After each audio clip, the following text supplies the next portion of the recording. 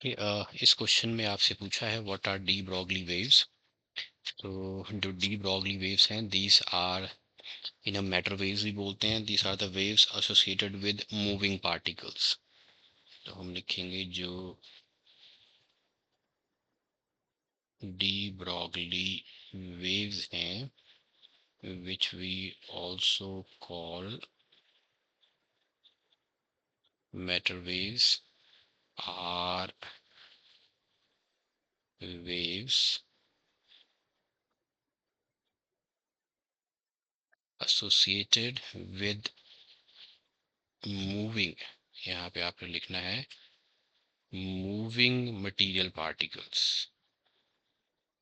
तो moving material particles के साथ जो वेव्स एसोसिएटेड हैं we call them the de Broglie waves. अब आपको शो करना है जो वेवलेंथ ऑफ इलेक्ट्रोमैग्नेटिक रेडिएशन है, that is wavelength of electromagnetic radiation is equal to the de Broglie wavelength of its quantum. So the quantum means photon, तो de Broglie wavelength of the photon आपको show करना है यहाँ पे। Okay ये आपको show करना है। सो आप हमें पता है जो de Broglie wavelength is given by the formula, किसी भी पार्टिकल जो मास m है जो वेलोसिटी v के साथ मूव कर रहा है, the wavelength associated with that is called the de Broglie wavelength.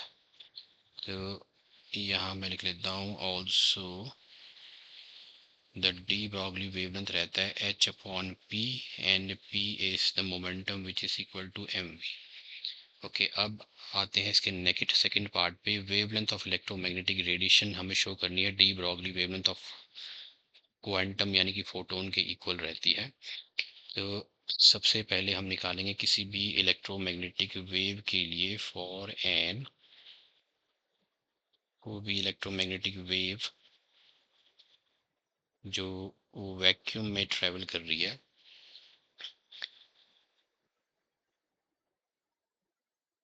Travelling in a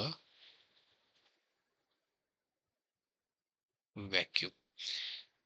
vacuum में है तो उसकी स्पीड है स्पीड ऑफ लाइट यानी कि सी, लाइट सी आ गई। फ्रीक्वेंसी ले लेते हैं म्यू विद फ्रीक्वेंसी न्यू, और वेवलेंथ ले लेते हैं लेमडा em इलेक्ट्रोमैग्नेटिक की हमने ले ली। तो अकॉर्डिंग टू दिस रिलेशन आपके पास आएगा इलेक्ट्रोमैग्नेटिक वेव की वेवलेंथ इज इक्वल टू आ जाएगा, फॉर्मूला था आपका देखो, this is h upon m v. तो h अपॉन एम वी, तो यहाँ पे हम ये यूज़ नहीं करेंगे, we will use the relation between the, हमें पता है v इज इक्वल टू होता है फ्रीक्वेंसी इनटू लेमडा। यहाँ पे v जो है that is the speed of light, frequency हमने न्यू ली है, लेमडा आपने लिया है ये। तो this from this equation, from this relationship आपको यहाँ पे wavelength of electromagnetic wave is equal to आ जाएगी c upon the frequency, let this be equation.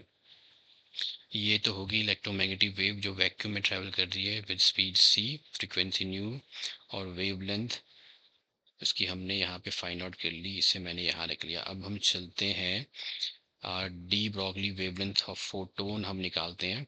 तो लेट्स फाइंड आउट, क्योंकि यहाँ हमें दिया है देखो de Broglie wavelength of photon आपको निकालनी। तो फोटोन की जो एनर्जी है, तो एनर्जी ऑफ फोटोन से हम शुरू करते हैं। energy of the photon is equal to h into nu and nu is c by lambda, this is the energy of the photon। इसको मैं मान लेता हूँ इक्वेशन 2। ऑल्सो अगर हम आइंस्टाइंस मास एनर्जी इक्वलेंस लगाएं इस पे, ऑल्सो ड्यू या अकॉर्डिंग टू, अगर फोटोन जब ट्रेवल कर रहा है जिसका मास m है और वो स्पीड c के साथ अगर ट्रेवल कर रहा है, तो according to Einstein's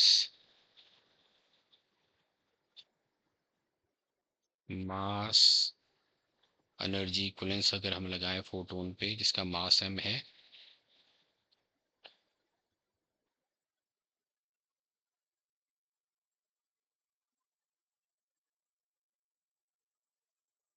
energy is also equal to mc²। देखो इसको 3 मान लिया मैंने, तो फ्रॉम 2 एंड 3 मुझे क्या मिलेगा? फ्रॉम 2 एंड 3 आपको मिल जाएगा hc/λ = mc² मिलेगा यहाँ पे।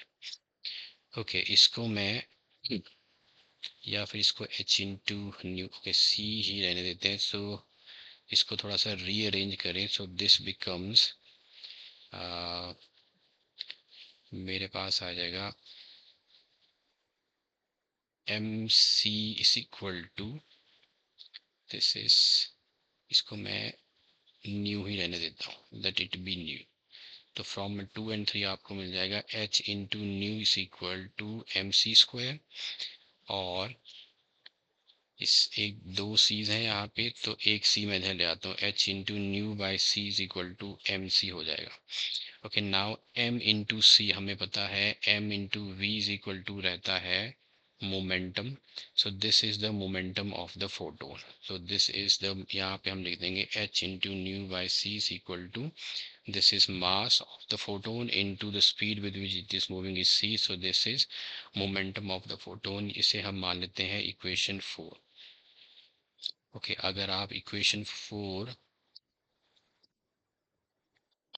को, अब हम इक्वेशन 4 में से let's find out the de Broglie wavelength. So de Broglie wavelength का जो फॉर्मूला रहता है, this is h by p. h by p, ये p की वैल्यू है, so this is h upon p की वैल्यू मैंने यहाँ डाल दी, h इंटू न्यू सी, ये आपके पास आ गया फ्रॉम 4। तो डी ब्रॉगली वेवलेंथ मैंने फाइंड आउट कर लिया, h and h gets cancel, so de Broglie wavelength of the photon आपका आ गया c बाय न्यू। इसे मैं मान लेता हूँ b, और ये देखो इसे आप ले लो a। तो a और b को अगर आप कंपेयर करो तो c बाय न्यू है, तो फ्रॉम मैं यहाँ लिख दूंगा from a and b। a and b से आपको मिल जाएगा the wavelength of the electromagnetic radiation is equal to de Broglie wavelength of the photon. So wavelength of electromagnetic radiation is equal to d Broglie wavelength of its constituent photon। ये उसका constituent photon है, de Broglie wavelength of it's लिखा है। तो जो electromagnetic radiation की जो wavelength है, वो उसी का जो कॉन्स्टिट्यूएंट पार्टिकल है फोटोन, उसी की डी ब्रॉगली वेवलेंथ के बराबर है। तो आप लास्ट में लिख सकते हो यहाँ पे hence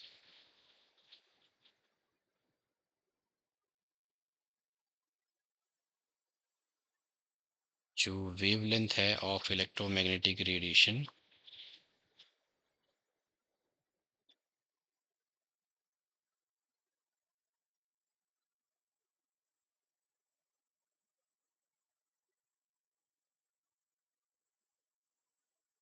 is equal to d Broglie wavelength of its constituent photon।